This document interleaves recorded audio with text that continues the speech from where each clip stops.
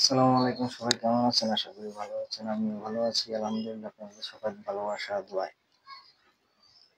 আজকে আমি একটা বিষয় নিয়ে আপনাদের সাথে কথা বলবো। বিষয়টা হচ্ছে, ভাই, বর্তমান যুগে যারা বেকার আছেন, যে কাজ নাই বা চাকরি নেই বা কাজ পাচ্ছেন না, তারা বসে দেখেন। যদি চাকরি না থাকে বা কাজ না থাকে, তাহলে আপনি ভিডিও তৈরি করেন। এটাতে কোনো ঝামেলা নাই। ন্যাচারাল ভিডিও, যেমন আমি আপনাদেরকে ভিডিও করে দিচ্ছি, যেভাবে ন্যাচারাল ভাবে কথা বলি, সেম এভাবে দিলে কোনো সমস্যা নেই। তো বসে থাকেন না ভাই, চাকরি পাচ্ছেন না, চেষ্টা করেন ভিডিও একটা চ্যানেল খুলুন, একটা ইউটিউব চ্যানেল খুলুন। আমি অবশ্যই ইউটিউব চ্যানেল কিভাবে খুলে ওগুলো ভিডিও আপলোড করবো অবশ্যই।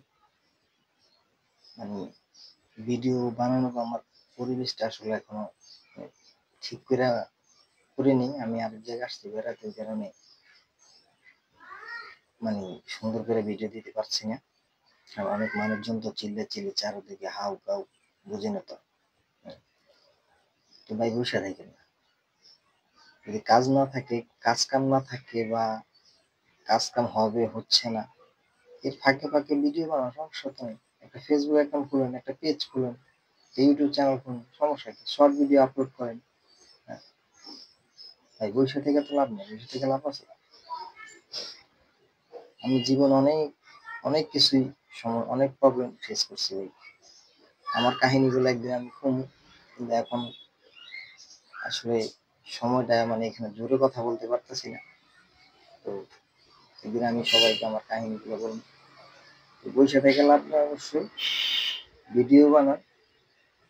ভাই আজকে একটা করছেন, ভিউ হচ্ছে না, কালকে আরেকটা করেন, অবশ্যই ভিউ হবে।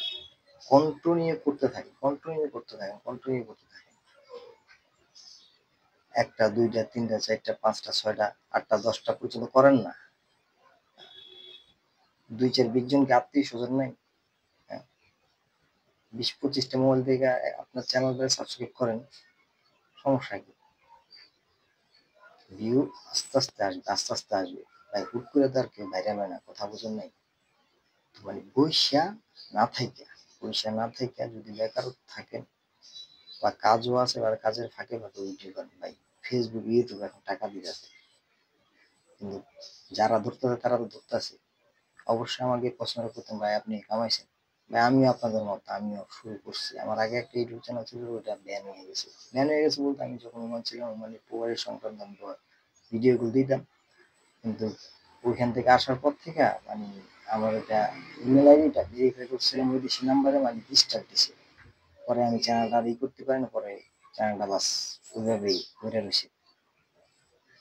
এখন অনেকদিন যাবত এইভাবে বসে আছিলাম, মানে মনে করছে আর খুলবো না, একটা চ্যানেল সেট আপ করতে অবশ্যই অনেক কষ্ট লাগে, একটা চ্যানেল করতে গেলে।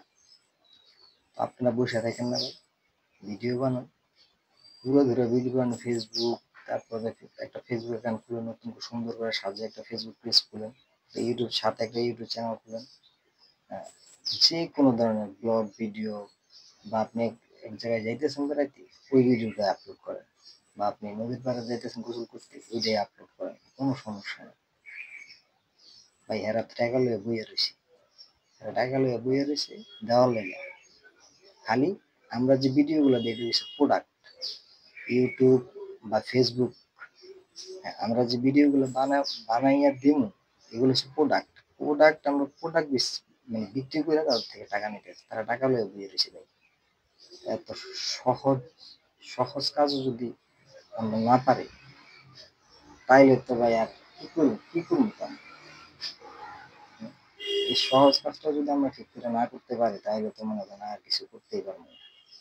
হ্যাঁ, তো বইসা না থেকে ভাই একটা ইউটিউব চ্যানেল খুলেন, একটা ফেসবুক পেজ খুলেন, ভিডিও আপলোড করেন, ইনশাল্লাহ অধৈর্য হবেন না, ধৈর্য ধরেন, ধৈর্য ধরে বাস কাজ চালিয়ে যান। আর আমার জন্য দোয়া করবেন অবশ্যই।